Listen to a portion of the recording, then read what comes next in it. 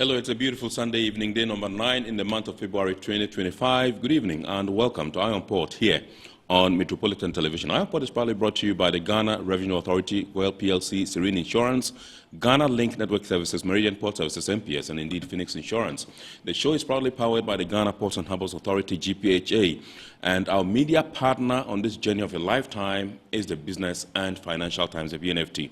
Now, if you want to have a grasp of all that transpired in the show tonight, make a date and grab the Thursday edition of the BNFT, and you'll be able to see all that happened here on the show. Tonight, we are streaming live on our social media pages. On Facebook, we are live at Ghana Ports and Harbours Authority.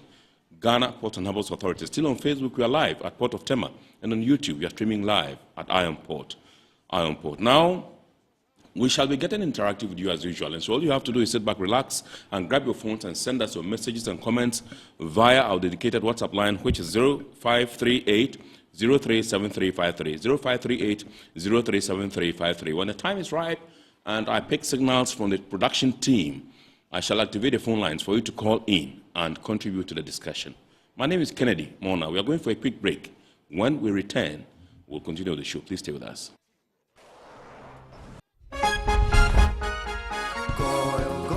Good energy brings you quality choices with Goil Super XP. Available in many Goil stations nationwide. It is fortified with special additives that help your engine perform better and use less fuel. Branch into a Goil station today and energize your ride with Goil Super XP, compatible with most vehicles. Goil Super XP will feel ya, huh? Will be feel. Goil, good energy. Yeah, yeah, yeah. Electricity, then pay your taxes. Yeah. Our taxes, our future. Because you see, without our taxes, we wouldn't have good roads, good schools, better hospitals, street lights, and other very important social amenities. When we pay our taxes, we give our children free and quality education. Talga, my money too small. Why should I pay my tax? Look, small. Salifo, it doesn't matter how small or big your business or income is, you still have to pay your taxes. The little taxes from each and every one of us, when put together, could give your community clean water or that deprived school with tables and chairs. Please pay your taxes. It is your responsibility. It is your civic duty. It is the law.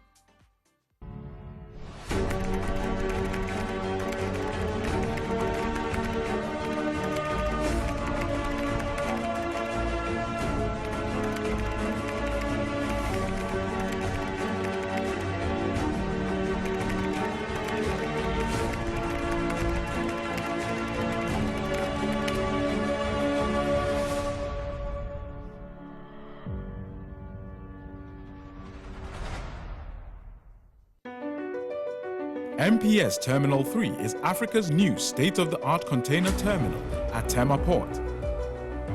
For manufacturers, agro-processors and traders, the new port means business can be done faster.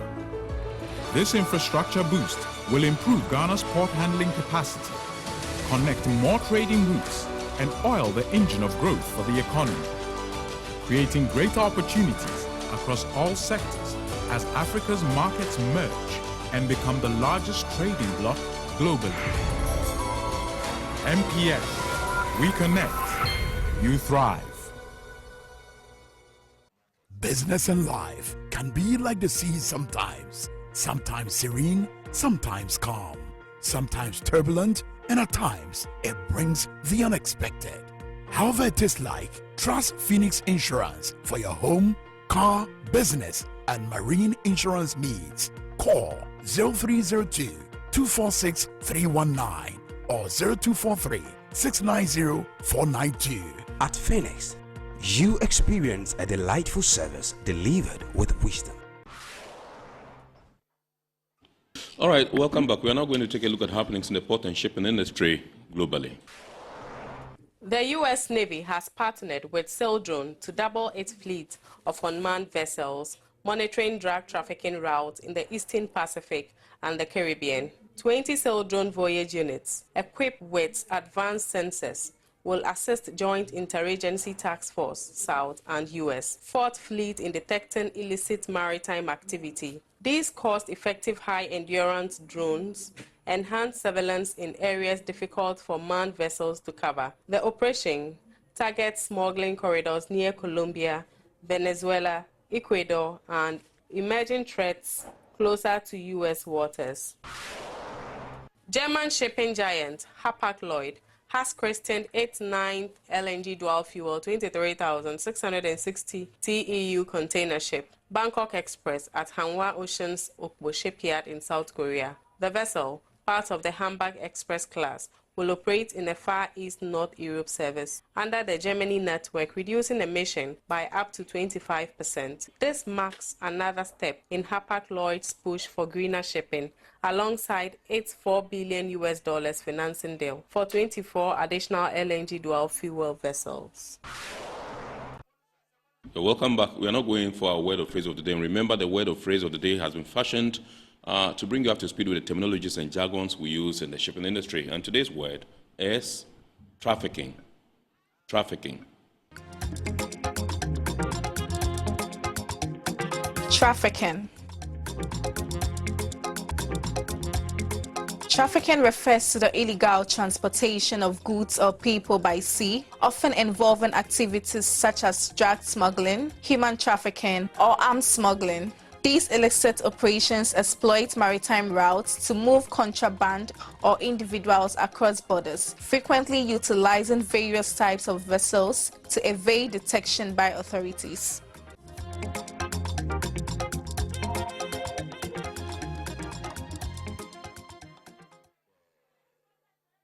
Right now to our health and safety tip for the day. We are today looking at wearing a diving mask or a scuba mask. Wearing a diving mask or a scuba mask. Diving mask. A diving mask or scuba mask refers to an item of diving equipment that allows underwater divers, including scuba divers, free divers, and snorkelers, to see clearly underwater. Diving masks can be fitted with prescription lenses for divers needing optical correction to improve vision. Diving without masks, you wouldn't be able to see well enough to read your gauges, putting you in an unsafe situation, and your eyes will stink.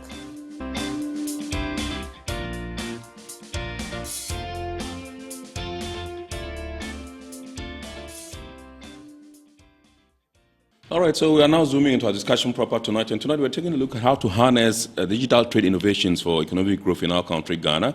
And we're taking some perspectives from the International Chamber of Commerce, indeed ICC-Ghana. We have some personnel from there who are going to share some perspectives with us.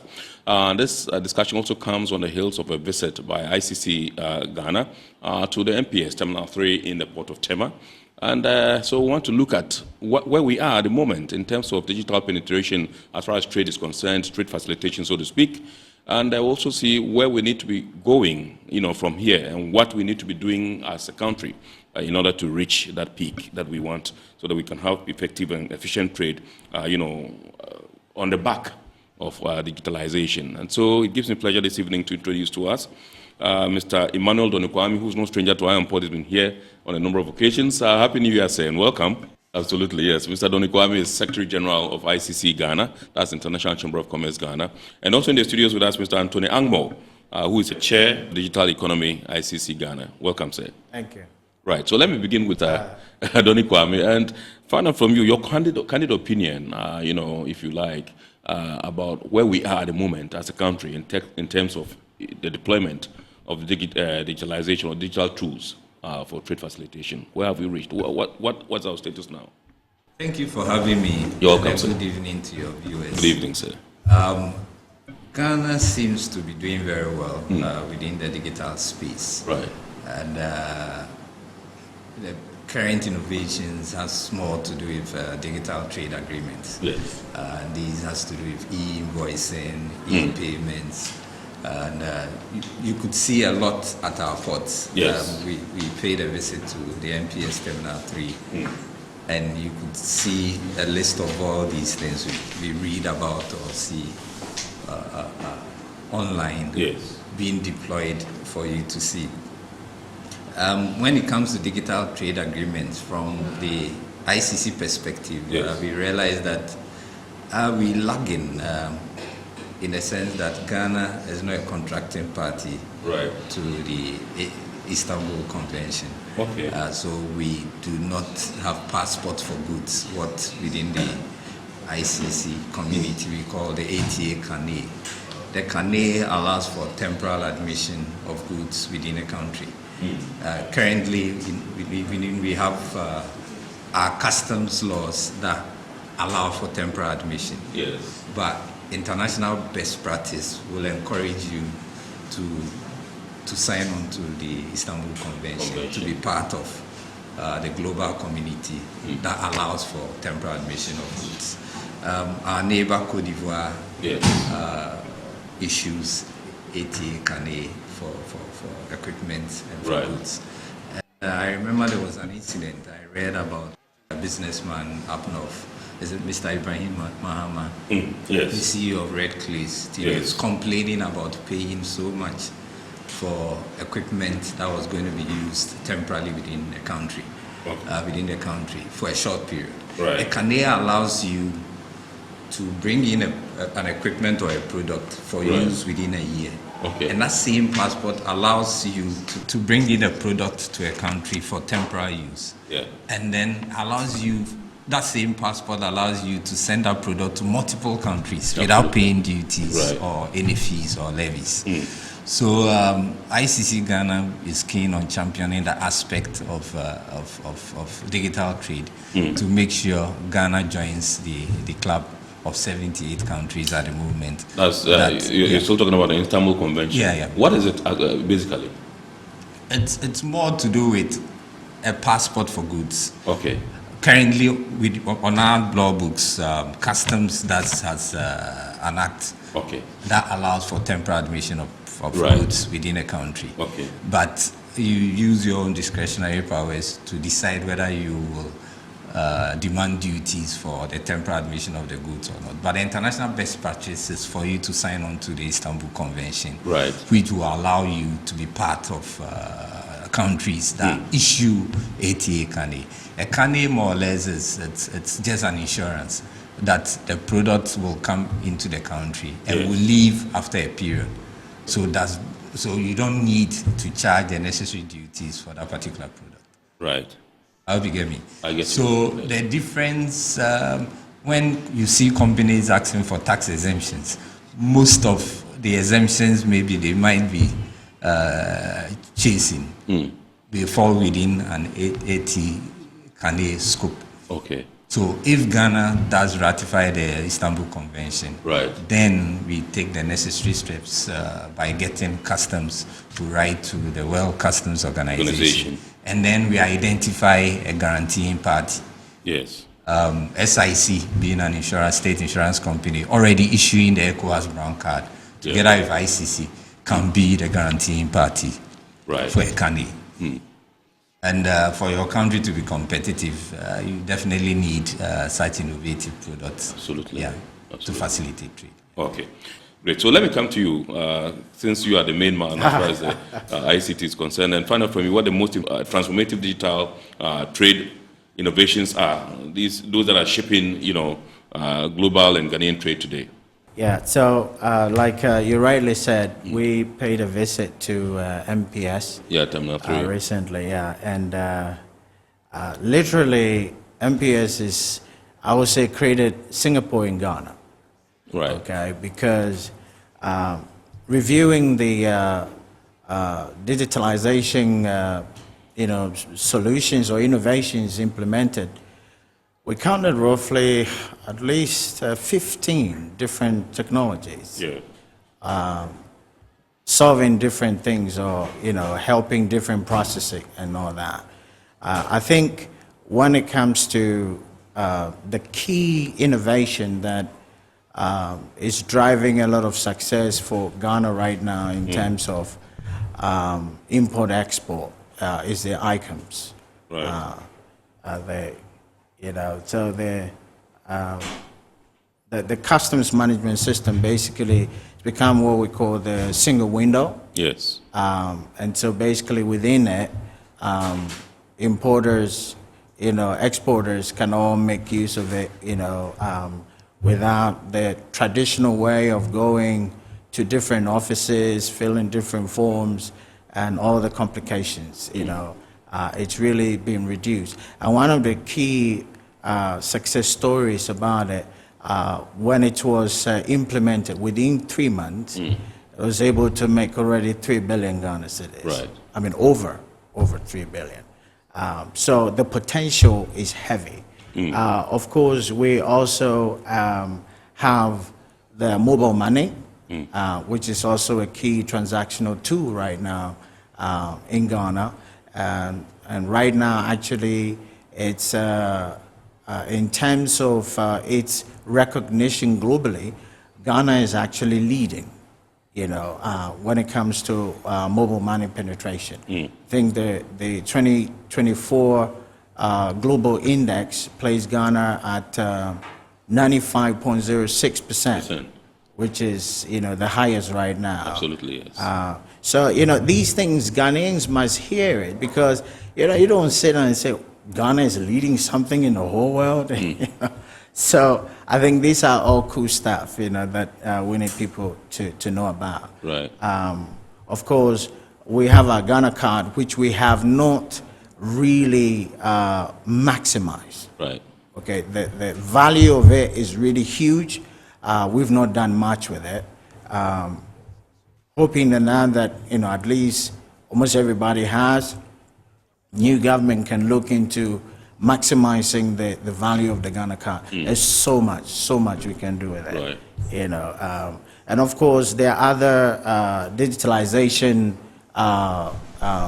projects or, agenda that has been placed and is being pursued across different sectors within the country, and also you look elsewhere. So as we go on, we'll be discussing some of the implemented solutions in different countries, what Ghana is doing and what we can actually learn and also do here to maximize our economy, to say. Right. Yeah. Okay, so you mentioned that the implementation of the ICOMS, within 3 months, we're able to raise about 3 billion Ghana cedis. Right. And so that tells you that, okay, in terms of revenue generation, we're up there. Right. Now, we have to draw the dichotomy between trade facilitation and, revenue mobilization. Right. And so we're apt, as far as the figures are concerned, in terms of revenue mobilization. What about trade facilitation? Are we there also? So currently, originally, I would say, when it was implemented, every solution when it's implemented from the early days, you go the change management issue. People are used to a certain way of work. Absolutely. And so when you bring in a new system, it takes time. Right. So I think even though it actually made a lot of money in the early days, there were still many issues. Yeah. And some fixes that needs to be, put in place and all that. But in terms of today, in fact, we're just discussing it. If you look at the whole cycle, of trade facilitation, ICOMS is not bad, but there is still the human factor. And we're discussing how do we get rid of it. Right now, if we want to just trust the system to work, we should be okay. Right. But we still want the human factor.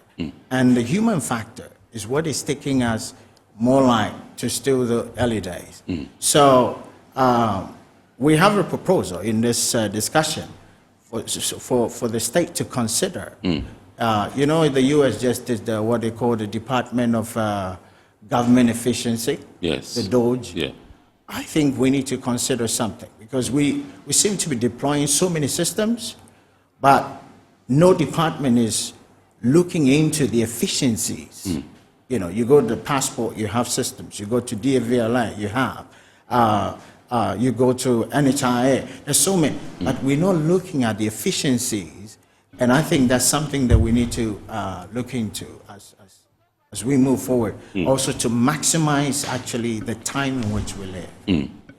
All right, maximization. I'm coming back to your initial submission about us maximizing the value of the Ghana card, which you think that we've not done very well.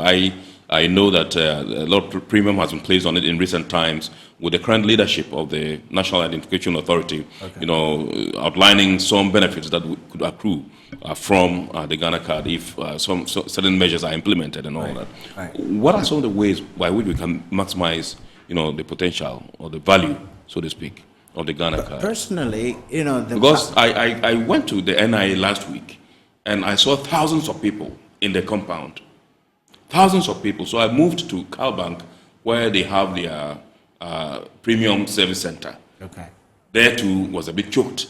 And so it tells you that Ghanaians are bought into the idea of the Ghana card. Yeah, exactly. They know the value of the Ghana card. They know what it can do because without it, you are likely not to be able to do any transaction in Ghana. How can we, you know, get people to understand that, yes, we need I tell you what, a few years ago, I actually saw a device in Singapore.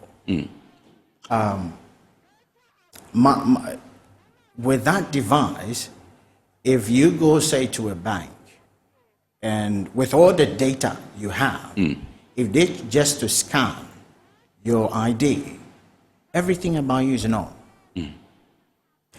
This is not just bank. The police, right? Immigration.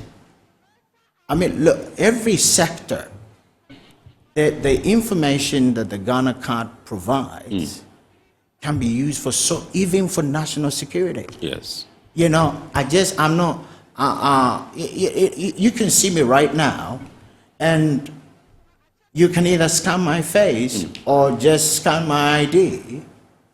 And everything about me, you can know at a go. You know, so I'm looking at the maximization of the Ghana card with respect to, of course, continuation of transactions, that's basic, for national security, for management, even what we call community management. You know, in some places, you get there, and by just walking through, they know where you stay. I mean, instantly. You know, and there are a lot of things happening that if we will actually take advantage of, because there's a lot of data that the NIA has. You know, so if we will plug in some, you know, technologies, additional technologies, and it's not just that we're going to have fancy stuff, right? But actually increasing revenue, because I'm looking at how do we use digitalization to actually add up to GDP, and it's huge. It's huge. I can talk about FDA, what the FDA can do. I can talk about DVLA, the NIC, you know, the police. Huge thing the police can do. I mean, I think we can even, if we do it well and the police buys into it, the police can have a heavy retirement, and they will be just clean for us. So the ramifications are really huge. And I think we need to just have a discussion, sit down and say, how do we maximize this, not just to have something fanciful, but something that is actually going to grow GDP and add value to people. You know. Right. Okay, so let me come to Mr. Doni Kwame and find out from you. One thing that I've always talked about is integration. And if you come to the port, for instance, we have ports in English, Anglophone Africa, you know, and Francophone Africa. And year on year we go for meetings, and, you know, some of these things come up why we need to integrate, to share information so we can, you know, operate, you know, apart. But it does appear that everybody's kind of like protecting the turf. And so this one will tell you, I'm going to share this information with you. You go, you sit back, you wait for it. It never comes. You know, tell us the role of integration in trade facilitation. It's very important. And I've been sharing this joke with my colleagues that do we currently have ECOWAS or DCOWAS, Democratic Community of West African States? Yeah. Because if the issue about those, if membership focuses on the practice of democracy, then we need to ask questions about the founding fathers of ECOWAS. Of course, yeah. Those behind ECOWAS were all military juntas, leaders of military juntas, Kutua Champon, Gowon, and then Yadima. Yeah. They were the founding fathers of ECOWAS. So for us to make the political aspect of it an issue, and for we business people, we believe the military leaders at the time created ECOWAS to facilitate trade. Right. You know, to remove most of the trade barriers at the time. So you could see, though the military leaders at the time were soldiers, got into power through coups, but saw the need for the region to integrate. Absolutely. And at ICC-Ghana, we've had discussions, and we've realized that the most lucrative market in the next 10 to 20 years is likely to be the Abidjan-Lagos corridor. Based on numbers, any businessman that's looking into the future realize that this is a market that needs to be developed. Absolutely. If you're really looking into the future, anywhere in the world. So, what are the issues? The lack of infrastructure. And then our integration issues that's been lingering for all these times. I know they're working on the corridor route. I've traveled to Lagos by road and to Abidjan a couple of times. I realize our neighbors are doing a lot. I think last week or so I read about, you know, premium being placed on that corridor. On that corridor. Yes. But Ghana takes more or less 50% of that corridor. Right. You know, if you look at the map. Yeah, absolutely. You know, so from Lagos, Ghana is close to about 50% of it. When it comes to infrastructure-wise, Nigeria has done its part. Benin is almost done. Togo, only Ghana, we're still struggling to see where we're even going to fix the road. But we could also look at other means of transport. Short sea shipping, you know, sea transport. Really. Right. But sea, you really don't need to construct any route. All you need is our vessels. You know, vessels to be plying the route. So focus should be placed on how to develop this market we're talking of, because that's the future. And it's good news during the current president's inauguration. We saw the invitation to our brothers within the Sahel being part. More or less, they've formed what you call the proper ECOWAS, integrating, thinking of a single currency for that group of four. And it brings to mind what Nkrumah did when he was championing the United States of Africa and it was not working. All he did was to select 3 or 4 countries to start a union with Guinea and I guess it's in Mali. Ghana, Guinea, Mali. Guinea, Mali, Ghana, Guinea, Mali. So we need to start from somewhere. If the integration is not working, at least every businessman will tell you Lagos to Abidjan alone. It's something worth we business people should push the politicians to integrate these countries within that corridor. Right. That's the future for the whole world. It's all right. I'll also stay with you, and I would want to find out from you how Ghana's digital economy strategy aligns with its trade facilitation goals. Ghana's digitalization. Yes. You can't isolate what we do because we've been championing the integration effort by having the AFCFTA Secretariat in here. We now have PAPS, the Pan-African Payment System. I had a privilege of meeting some officials from the Afro-Exim Bank. They are also working on a platform where we could try and find a way to go around the barriers associated with access to markets. So that at least people could have that platform where they can display their products you have the payment system. But it's a long way to go. The issues of trust also comes in. And then people want to be sure once the product is delivered at your doorstep, you don't need to pay all these duties and levies. It's a gradual process, and a lot of people look up to Ghana. Once we have the AHA Secretariat in here, we start with ECOWAS.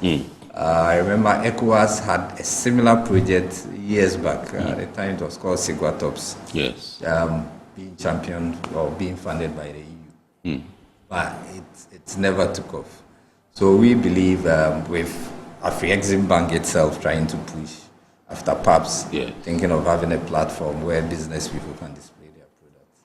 Then we can circumvent the physical one-on-one and then see how to use e-commerce to more or less go around most of the barriers. Yeah. Okay. So you mentioned the Sahel, and I just want to find out from you, I mean, from where you stand as ICC,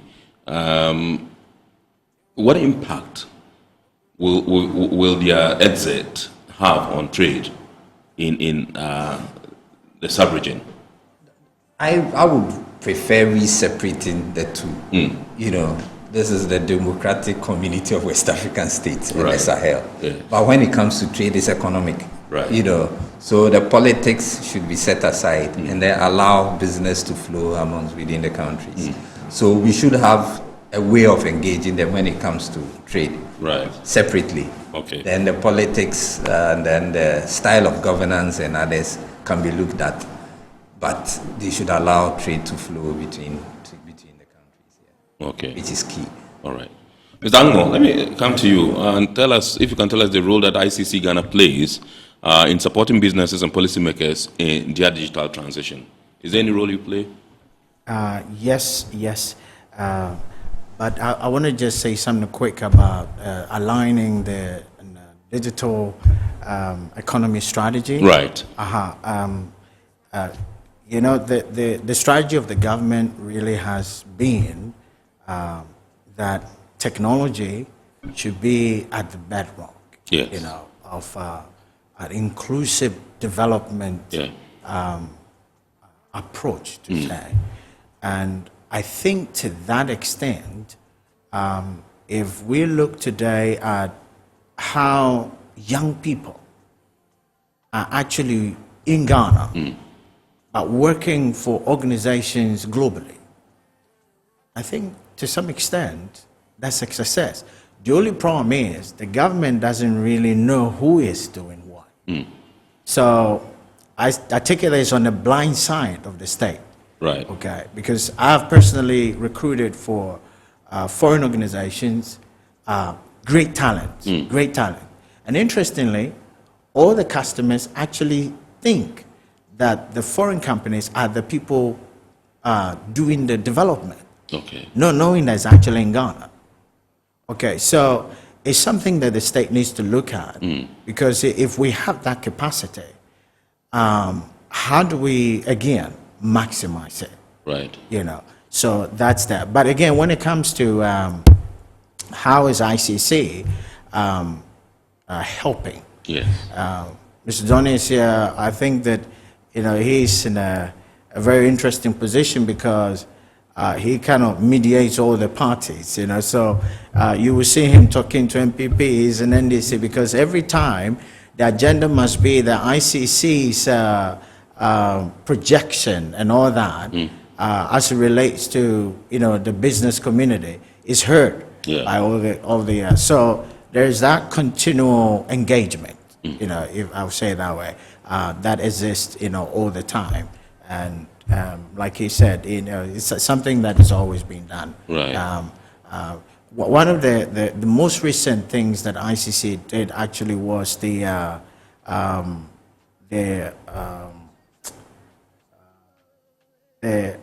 innovation hub. Okay. So it's a brilliant idea. So basically, for all businesses that want exposure or visibility, if you come to ICC, for example, and we vet that what you're doing is good, everything you do can be uploaded into an international portal. Right. And so, and this is not just Africa, this is global.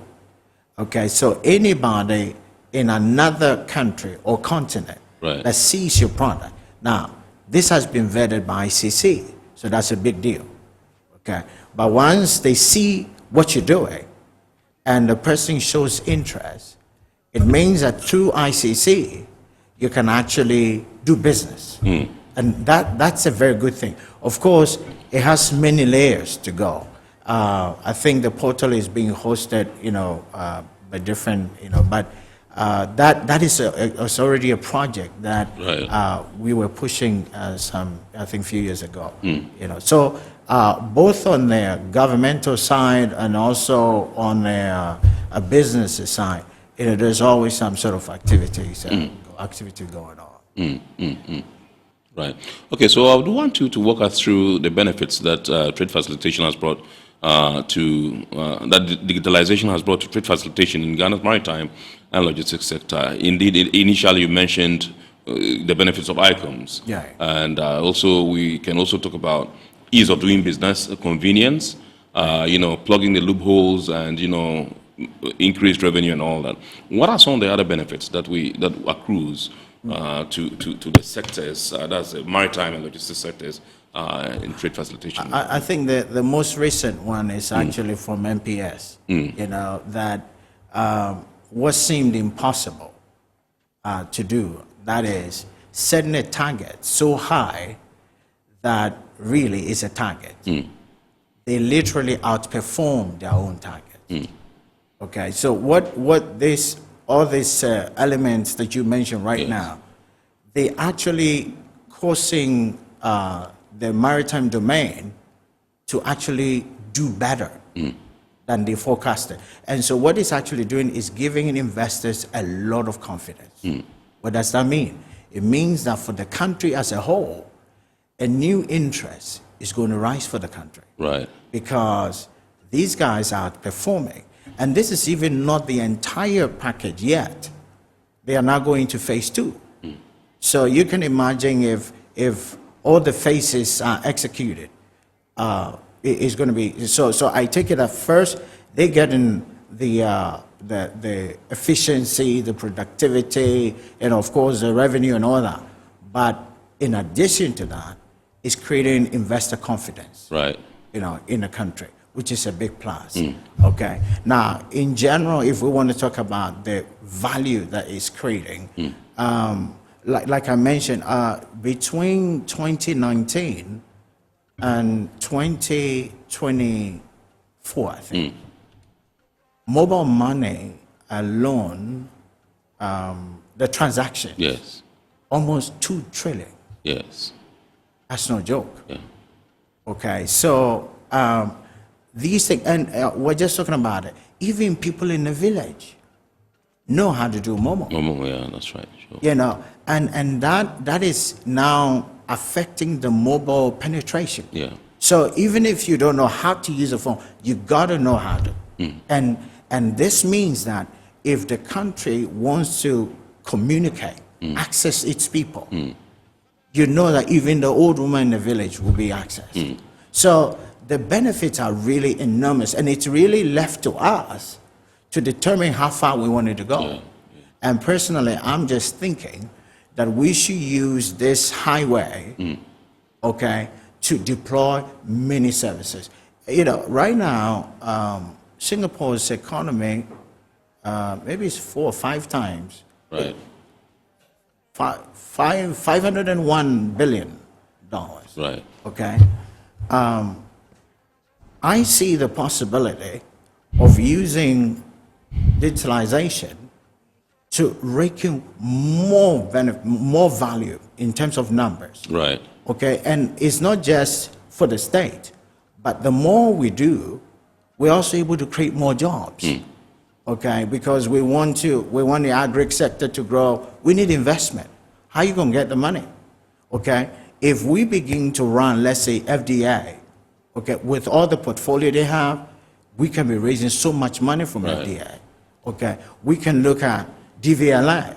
Okay, there are a lot of vehicles moving on the road. They are not even roadworthy, and some of them are not even insured. Yeah. Okay, but they go day in and day out. Yeah. How is it we don't know? We can easily have systems that can tell us. The car just to move now, that is not, it doesn't pass, one, and it's not even insured. Police, get them. And you can do this thing so fast that, and the police is not going to prolong this thing. You know, look, there is a body camera, straight away, everything the police says or does is captured. Yes. The fine is there, the system detects it. It goes to your car owner. In fact, in Singapore, what I like is they take the money instantly from the bank account of the car owner, straight away. You know, so really we can stretch it. You know, but like I said, we need that team that sits down and say, guys, let's see how do we maximize this for the country. You know, so that's okay. So in terms of digitalization, there was this announcement by the current roads minister, I guess, and the NDC administration, the current one, about reinstatement of tolling on our roads and all that. Yeah. And people think that, okay, one of the concerns was the delays because it was manually done, and so you'd have to queue in traffic and all that. And so people are of the opinion that if this is going to happen, why don't we deploy technology, digitalization, so that we don't waste time. Exactly. You know, on the roads. Exactly. And that would be an excellent thing. One, it will plug the loopholes where people take so much money and go and under-declare. Yeah. And then two, it makes it faster. I mean, you don't delay, you don't have to queue. Yeah. And all that. What do you think? What should we be doing if this is actually going to happen? The good news is that these technologies have already been implemented. I was in a taxi. The driver was trying to take a lane. Right. I mean, I thought it's interesting. We are driving on a lane, deciding to change the lane, he will have to pay. For that lane, you pay. Yes. Because it gives you a privileged access to certain territories. Immediately he took the turn, an RFID, just scan his card. You have to place it at a certain location at the windscreen. Right. Beep him, it took the money. Wow. This is already, you know, this I'm talking, how many years now? You know, over 5 years. Yes, So it's there. I also support, because I really, you know, I think we can make more money from that. Really. So the technologies are there already. Right. It's just a matter of the will to do it, and we're good to go. Yeah. Okay. Let me come to Mr. Donikwame and find out from you if there are any sectors that are lagging in terms of, you know, the deployment of or adopting digital trade solutions, and what, you know, encouragement would you give to such sectors? Let me just add a few points to what he just raised. Yes. At ICC, we also have our own platform. We call it the ICC One Click, which is supposed to help businesses to seize global trade opportunities on that same platform, to help you to draft contracts, to execute business transactions, and also to prevent and solve disputes. Since we're well known for our ICC International Court of Arbitration. Yes. And these platforms are there to support. And I remember he mentioned the ICC Entrepreneurial Hubs.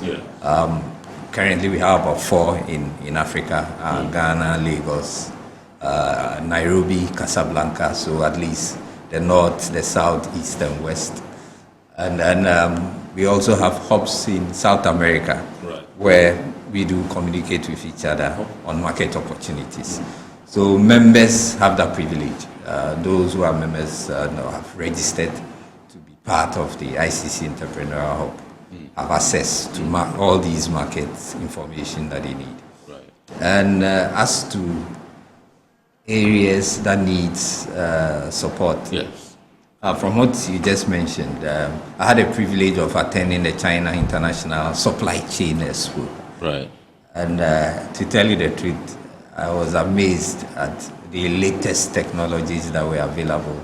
And I met a couple of CEOs, the kind of businesses they are doing in Ghana. I know the current government is looking at PPPs when it comes to infrastructure development. I think the NDC calls it the big push. And you would expect that if we can't borrow from the international markets, then definitely you need investors. Yes. Public-private partners, investors to invest in constructing our roads. Yeah. And as he just mentioned, a good package will be for the investor to know that after constructing, let's say, 6 lanes, 3 lanes in and out to maybe Kumasi or Takoradi or Tamale, I can deploy the system whereby the money for my road toll can be deducted without any human interface. Yeah. Why not? It makes it very easier for investors to buy into a project of that nature. And it's still taxing with the issue of the Ghana card, as you mentioned. Yeah. That for a thing like that to work, you should have a system whereby people can be identified easily, so that once the car it's going, it's being told. Yeah. The fees can be deducted on the windscreen easily. Yeah.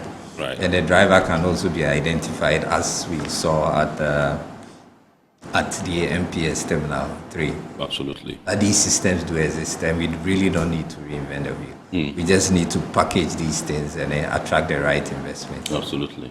Sectors, yeah. All right. Okay, so this is Ion Port here on Metropolitan Television, and tonight we are taking a look at harnessing digital trade innovations for Ghana's economic growth, and we're taking some perspectives from the International Chamber of Commerce. With us in the studios, Mr. Emmanuel Donikwame, Secretary General, ICC-Ghana, that's International Chamber of Commerce, Ghana, and indeed Mr. Anthony Angmo, who is Chair, Commission on the Digital Economy, ICC-Ghana. They're the two gentlemen we're having a discussion with tonight. We're going for a quick break. When we return, we will continue the show. Please stay with us.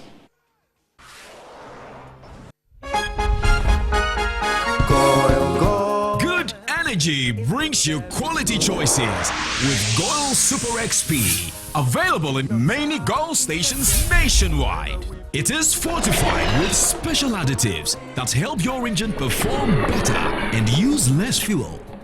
Branch into a Goil station today and energize your ride with Goil Super XP, compatible with most vehicles. Goil Super XP will feel ya, huh? Will be feel. Goil, good energy. Yeah, yeah, yeah. Electricity, then pay your taxes. Our taxes, our future. Because you see, without our taxes, we wouldn't have good roads, good schools, better hospitals, street lights, and other very important social amenities. When we pay our taxes, we give our children free and quality education. Talga, my money too small. Why should I pay my tax? Look, small. Salifo, it doesn't matter how small or big your business or income is. You still have to pay your taxes. The little taxes from each and every one of us, when put together, could give your community clean water or that deprived school with tables and chairs. Please pay your taxes. It is your responsibility. It is your civic duty. It is the law.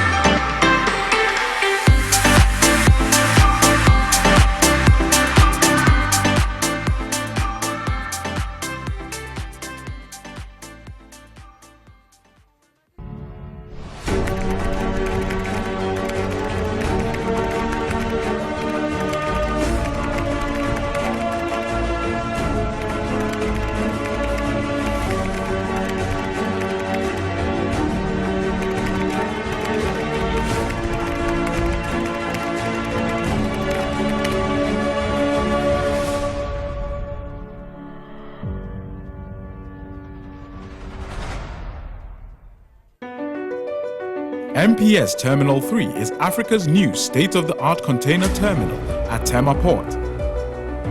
For manufacturers, agro-processors and traders, the new port means business can be done faster.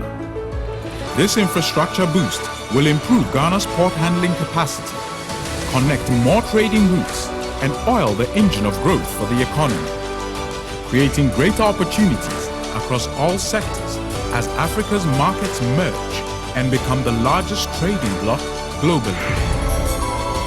MPS, we connect, you thrive. Business and life can be like the sea sometimes. Sometimes serene, sometimes calm, sometimes turbulent, and at times it brings the unexpected. However it is like, trust Phoenix Insurance for your home, car, business, and marine insurance needs. Call 0302-246-319 or 0243-690-492. At Phoenix, you experience a delightful service delivered with wisdom. All right, so welcome back. This is Iron Port here on Metro TV, and tonight we are taking a look at harnessing digital trade innovations for Ghana's economic growth and some perspectives from the International Chamber of Commerce, Ghana, ICC-Ghana. With us in the studios, Mr. Emmanuel Donikwame, who is Secretary General of ICC-Ghana, and indeed Mr. Anthony Angmo. Mr. Anthony Angmo is the Chair, Commission on the Digital Economy, ICC-Ghana. Once again, thank you so much, gentlemen, for obliging us. And so I've been told by the production team that we can activate the phone lines for you to call. The number is right here on your screen, 0245-834980, 0245-834980. You can call in and contribute to the discussion pretty shortly, which I'll be going to the inbox and to bring you some of the messages that you've sent in. But let me go back to Mr. Donikwame. You mentioned the ICC one-click. Yes, can you elaborate the expert sheet on what the ICC one-click does or what it's about? It's a support service from the global headquarters. And it's a digital platform that we've created to help businesses build their capacity. Right. And on that platform, there are tools for those who want to trade beyond their own borders. Right. Mostly exporters. So if you're looking for access to any market on that platform, you get the right information on that particular country. If you want to draft a contract between yourself and a potential partner, there are all samples of contracts. It will guide you on choosing the right contract. If you're already in business with somebody and there's some kind of dispute, it also guides you on the way out how to mediate your way through. Right. So it's a product that has the businessman in mind from thought to finish. Right. You know. Okay. This one says, good evening. Good discussion. Please ask the panel how we can create the digital economy within Accra, Lomé, Abidjan, and Abuja corridors in terms of physical infrastructure, systems, and areas of specialization for each country within the maritime industry. This one is from Engineer Nate. Okay, Engineer Nate is my mate at the RMU. We did the master's program together. Thank you so much. Double engine, we call him. Harmonization of our rules, you know, with AI creeping in, there's been the need for countries not to set up their own individual rules. Right. If we're looking at the corridor as a market, Nigeria should not have its own rules vis-a-vis Ghana. Then it comes to infrastructure. Roaming is still an issue. We should have a way of Ghanaians traveling to Nigeria and being able to use their phones, you know. And then the next thing has to do with the technology standards itself, and then the industry itself self-regulating itself. That's very important. The industry itself self-regulating itself. Can you, A very good example is Incoterms. This is something that's been generated by businesses, and these are just voluntary rules. They are not mandatory, but they are rules that can be voluntary. So an industry can come out with its own industry standards. Right. Okay, so let me come to Mr. Angmo and find out from you the biggest barriers to digital trade adoption in Ghana, be they regulatory, infrastructure, or industry-driven. Sincerely speaking, I think it's rather an issue of visionary leadership. I believe that if a leader sets the course that I want to achieve this, all players come on board.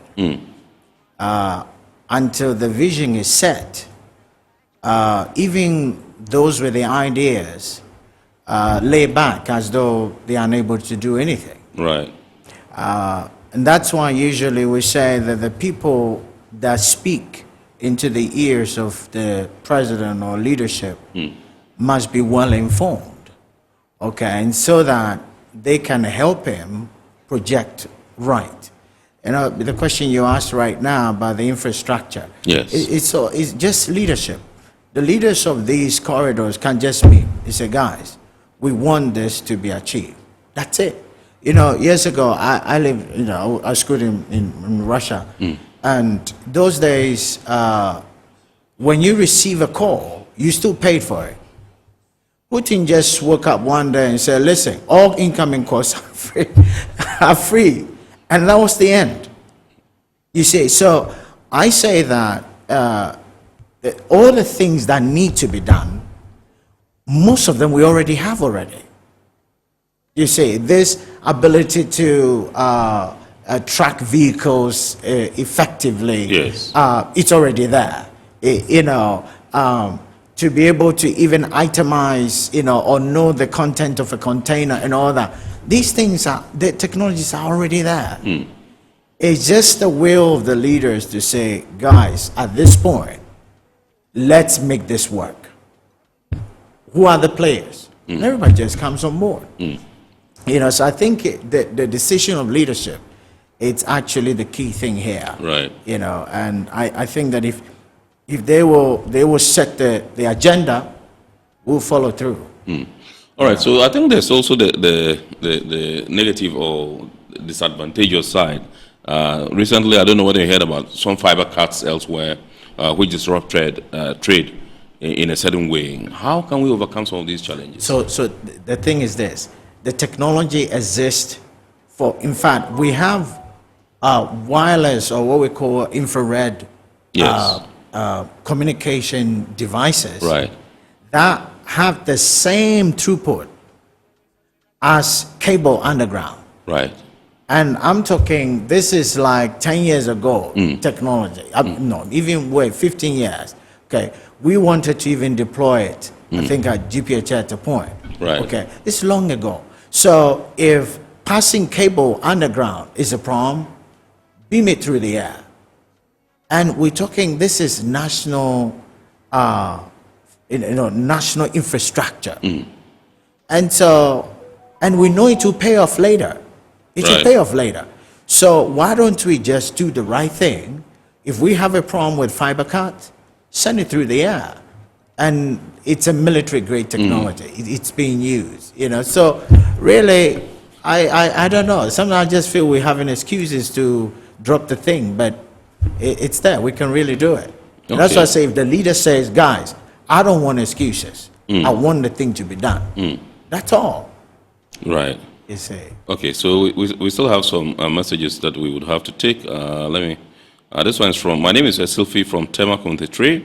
Talking about digital trade and the usage of ICOMs, which was meant to harness and facilitate a paperless system, there seems to be a lot of system glitches, which ICOMs and even port scanners, that's MPS, is affecting the supply chain.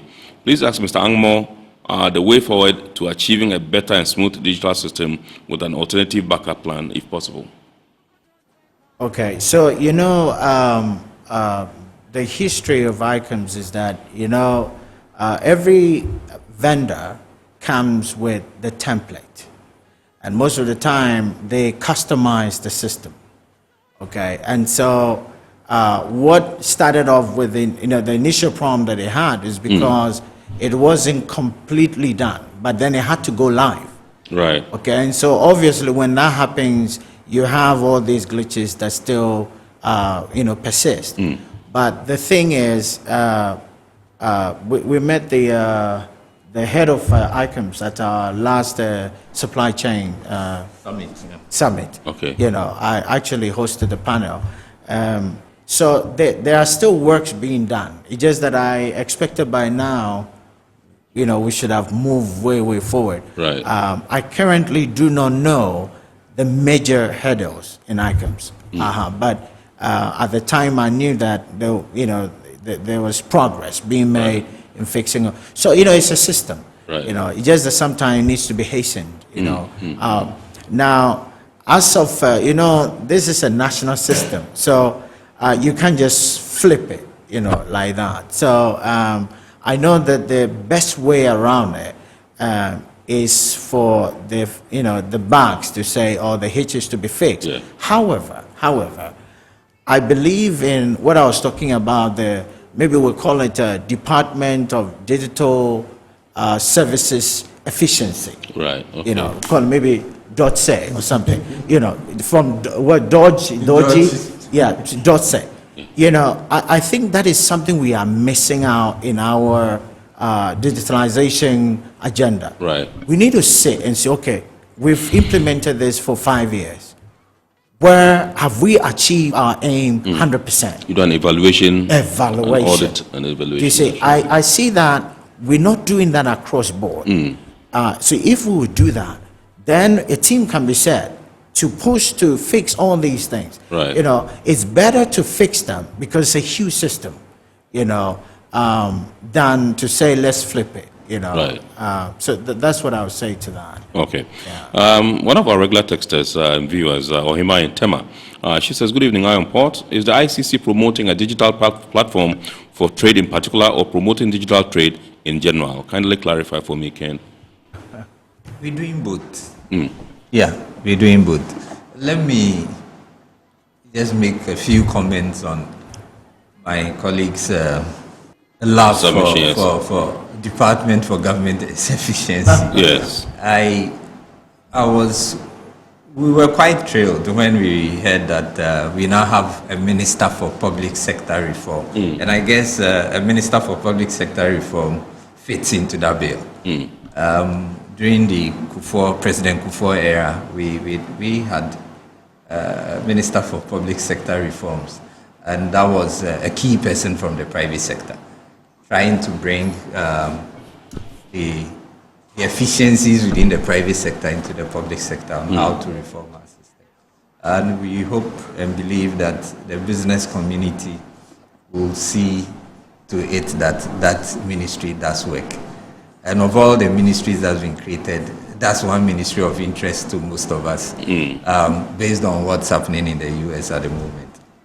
And to make sure we take a full audit of all our systems and our procedures within all our government institutions to see how best we can cut the waste. Because the whole issue of the WTO trade facilitation agreement, and for the whole world to push for a trade facilitation agreement, was to reduce the cost and time in doing business. Absolutely. So it's not just for trade facilitation, but to also reduce the cost and time in doing business in every government establishment.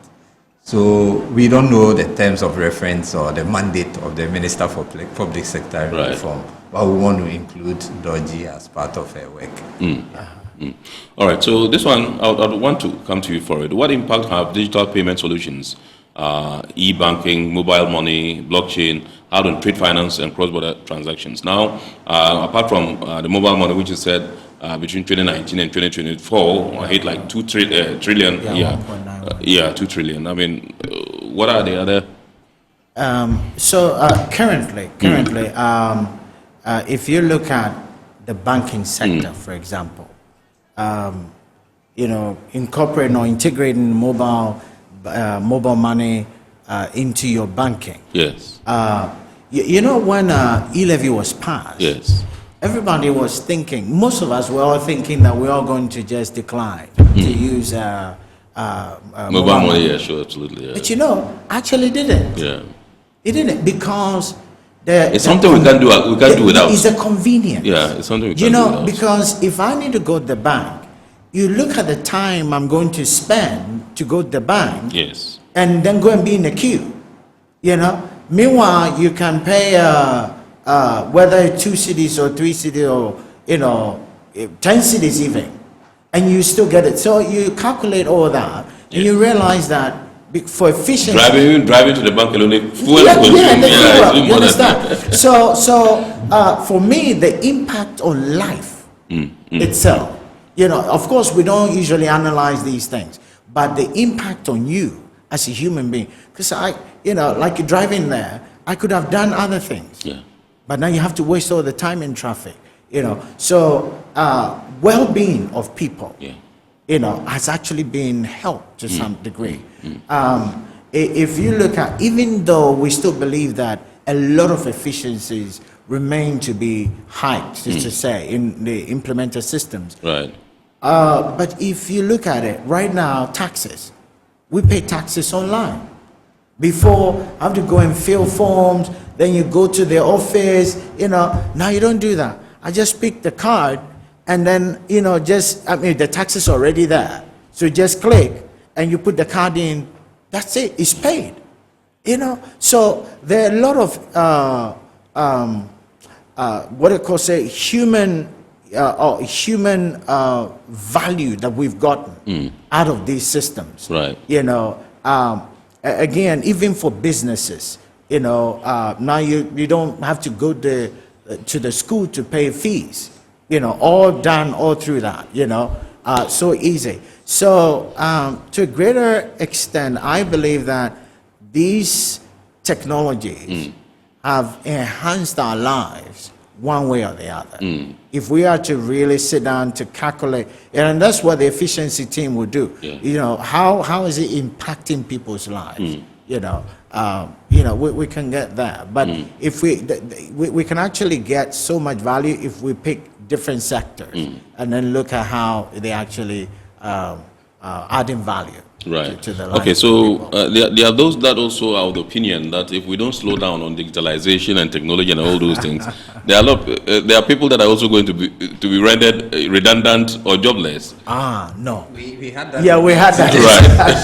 Right. ICC is taking it up, and we've outlined 4 pillars for our global AI governance. Right. From the perspective of business, we think we should have a general principles of codes of conduct. Right. Regulation, as I mentioned earlier, technology standards, and an industry self-regulation. And this based on the whole issue of our global shared values, which has to do with equality, transparency, accountability, fairness, and the most important, privacy. Yes. And then a human-centric approach to everything. Right. AI may take away people's jobs, but you realize that the bottom line is people want decent jobs to be able to go home and then take care of the family. Yeah. What I observed in China, in as much as they've deployed all the technology at the supply chain summit, I raised concern about what I saw about it's believed to be the biggest mine in the world at the moment, but it's in Africa. I'll mention the country where they've deployed driverless cars, excavating, digging, you know, and the one manning the whole operations is somewhere millions of miles away, and you have trucks just doing the work, controlling everything from the system is just working efficiently 24/7. You know, with only 5 with only 5 cars being driven by humans. Yeah. And I was like, so what happens? You know, I raised that question that to the politician or to everybody, hey, your job is to create jobs. Yeah. And he is of the opinion, you need to diversify. People need to be retrained to acquire new skills. Right. And then the pace at which things are moving, we need to also step up. Right. I think he will be able to explain himself, but I still believe we still have an issue. Because I raised that issue at the summit, that I still have an issue with that. No, we were discussing, in fact, just here. I believe that the primary job of every leader is his people. Okay? And if the people are your primary focus, then whatever you do, you must still remember the people. Yeah. Now, the capitalist ideology of increased revenue, cut down costs, these are all nice stuff. But at the end of the day, Where is the money going? And what are you doing with it? If all that you're making does not profit people or make people better, so I was giving Mr. Donny a typical example. You're bringing efficiencies, AI and all that. Maybe before you're making $1 million, okay? But now after deploying the systems, with the people still there, you raise it to maybe 5 or even 10 million. Highly efficient system. Now you've raked in roughly, let's say, in excess of 9 million. Okay. Do you want to send the people away because the machines were doing the job? I say no, because your primary focus or objective is not just profit, but the people. So what do? Take some of the profit, train them. I actually call it retrain to give the people new designations. Right. Okay. Now what happens is that you have increased the value on them. Human capital. Okay. It's important. We have to be intentional. I think the biggest asset Singapore has is its people. Right. It's the people. Okay. So we build and develop the people. Now, with all the money you've made, you can decide, okay, I'm investing or diversifying 2 million out of that. Right.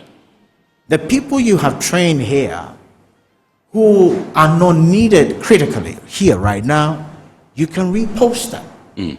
So you are making value, but you are not letting go or throwing away the people. Right. The people also keep increasing their worth and their value. So it's a thing that we really need to have a discussion, that this is our national policy. We're doing all this because we want the efficiencies, we want the productivity, of course we want the revenue, but we want our people also to increase in value. Right.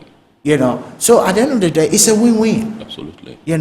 And I think that that's what we should look at. So when all these investors come, so want to cut off, no. Our national policy, we need to love our country a little bit, Our national policy is, we want the AI, we want the technologies, but we don't want to throw our people away.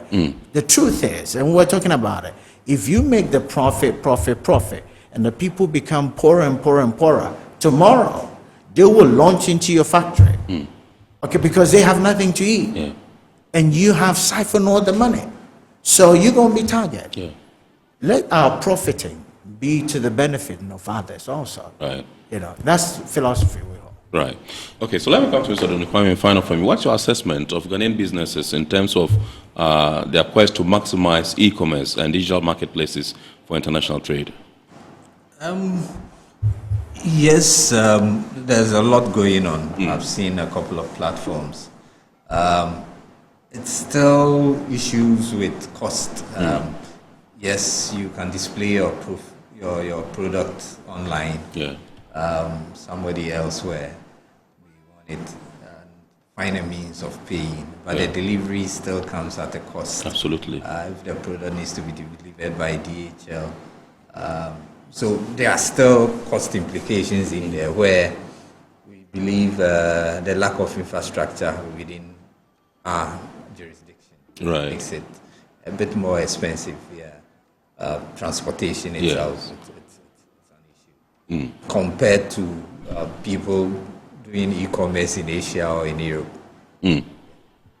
All right. So in terms of digital trade progress compared to other economies like Morocco, Kenya, and South Africa, and even Rwanda, how are we faring? We're doing far better. At least you may have the figures. Yes, digital trade progress. I mean, I think it's just last quarter or so, Ghana ranked first, I mentioned, on the GSMA, what they call the mobile money index. Yes. We topped, that, at least for mobile money, we are okay there, 95.06%. And that's, so Rwanda is after us, and then you have Morocco and the rest coming after. Right. So we're not doing badly there. But I think the key is to use that success to affect other areas. How, I think we really need to learn ourselves. Right. What did we do? Just, reverse the whole thing and then see if, to just go back and look at the things we did and perhaps, channel it, the same concept and understanding right. into different sectors, and who knows, And the cost issue also has to do with the cost of data. Right. I guess we need to attract more investment into that space. We currently have Elon Musk's the Starlink. The Starlink stuff. We need more of more competition right. in the space. And right. maybe the cost element might go. In one of your earlier submissions, you made mention of the AFTA Secretariat, in Ghana. That's something that we're all proud of. I just want to find out from you how well positioned we are as a country to leverage AFTA's digital trade framework. Once we have the Secretariat in Ghana, I guess the rest of Africa will always look up to us. If AFTA fails, Ghana can be blamed for that. And as a result, ICC launched the ICC Africa Sustainable Supply Chain Summit together with the UNDP. We intend having the second edition of the summit, hopefully this year. Yeah. I guess the protocols on digitalization are still being worked on by the individual countries. What I saw had to do with harmonization of most of our issues, and then convergence of governance standards, which is at the heart of ICC. We believe the lack of a digital standard for that industry globally is becoming an issue. And if countries are to develop their individual ones, it will be a problem. So we serve on the UN Internet Governance Forum. Yes. And then that's where we've been channeling most of our issues on how the UN can lead in having a uniform standard, convergent governance standard for the digital industry. Right, right. Okay, so in terms of, you mentioned data, which is quite expensive. That's one of the challenges, because of data. And fortunately for us, we have a current minister, a new minister for communications in Ghana, who, even in opposition, complained bitterly about the high cost of data. Now he's been made minister, and he has said he's going to look into it. He's indicated that he's going to form a committee to look into the high cost of data, and so that we can bring it down, for Ghanaians to benefit from. What's your view about this particular move by the new minister? It still comes down to the investment that is available. Do you bring in more investment within that sector? That's the key. That's the only way to go. The current investors within that space need to get a good return on their investment. Absolutely. And if they've gotten a lot out of it, the regulator can come out with a way of coming out with packages instead of making more money from revenue or taxes or fees they charge the investor, but could rather leverage on coming out with a policy that spreads that revenue into reducing the cost of data for the citizens. That's one way. Or attracting more investors into the space. Those who can come up with the latest technology that can make it cheaper for us. Right.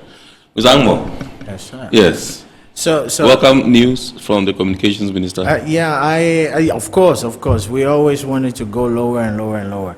But the truth be told, the infrastructure creating the channel for us to communicate needs some upgrading or enhancement.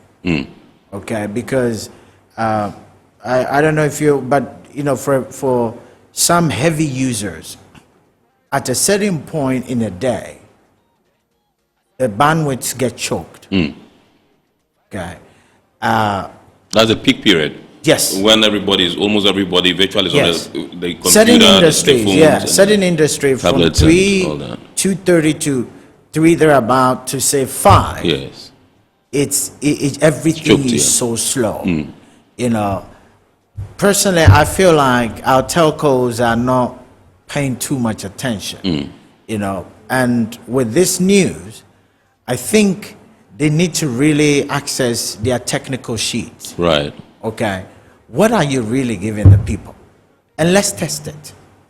I think this will be a way. You know, sometimes you say nice things, but technically it's not so. Yeah, absolutely. And I think that with such, you know, claims or decisions or plans, he needs to really get his technical team to go, pick random sites and let's test the actual throughput you making available to our people.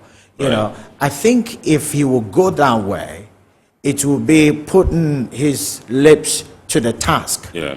Okay, so that it's not just lip service, but they will ensure that the providers actually do their work. Right. You know, so for me personally, I think that if they will even ensure that the capacity they promise now is being delivered, I don't think we have too much of a problem. By the way, Ghana is actually, though we wanted to go lower, we're not doing badly. Right. In terms of how much we pay, because other countries pay more. Right. Okay. So the thing is, just give us what we're paying for, at least for now. Okay. Then the minister can come in, because like Ms. Donny said, perchance by now, the investors have already recouped a lot. Yeah. You know, and so, you know, reducing the price, it's not asking for too much. You know, so I think that the key thing is minister should set up his own task force to assess the capacity promise. Right. That is it actually being delivered? Okay, and then from there they can sit down and talk about the reduction bit. Right. Yeah. Okay. All right. Thank you very much indeed. That's Mr. Anthony Angmo, who is the chair. Commission on the Digital Economy, International Chamber of Commerce Ghana, ICC, and indeed Mr. Emmanuel Donikwame, because the Secretary General of ICC-Ghana, International Chamber of Commerce Ghana. And tonight we've been taking a look at how to harness digital trade innovations for Ghana's economic development, and the perspectives were indeed from the International Chamber of Commerce Ghana, from the two gentlemen I just introduced. Indeed, I would like to say a big thanks to you, Mr. Angmo, to you, Mr. Donikwame, for obliging us here on Iron Port. And we know that you are no strangers to the show. At least any time we call and you have the time, you would always oblige us. We thank our sponsors, Ghana Revenue Authority, Well PLC, Serene Insurance, Ghana Link Network Services, Meridian Port Services, and indeed Phoenix Insurance. And remember, the show is powered by the Ghana Port and Harbours Authority. I would like to entreat you to keep watching the rest of our programs here, and also watch the abridged version of Iron Port on Wednesday at 8:30 p.m. on Ghana Television. And God willing, next week we shall bounce back with another wonderful edition of your favorite Iron Port program. My name is Kennedy Mona. Thank you so much for choosing us, and have a wonderful evening and a super week ahead. Good evening once again.